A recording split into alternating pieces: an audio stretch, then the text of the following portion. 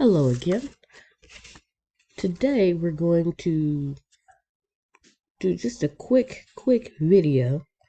I've already done a video on how to log in to your Gmail account, your Google Classroom Gmail account. But I want to make this video just to help students and parents avoid logging in or attempting to log in with a personal email.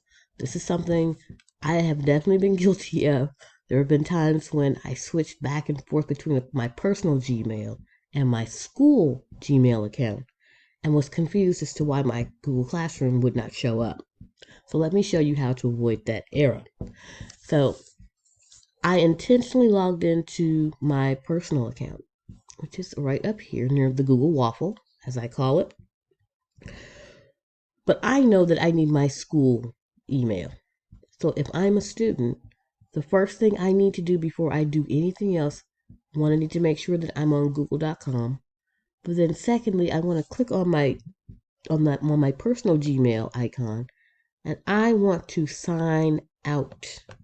Make sure you sign out, and then you should see the blue box that says sign in. Once I click sign in, it's going to take me to my accounts. Actually, let me go back there. I went too quickly. It's going to take me to the accounts that I have used before.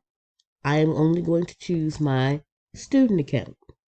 Once I do that, I then click next, and then it will log me in. And now I know that when I click on my Google Waffle box and I click on Classroom, I am going to get to the right classroom, and wouldn't you know, there are my little two classes right there.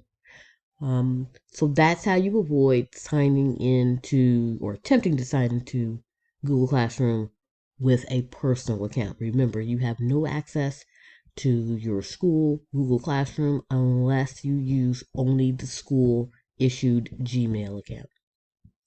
Thank you.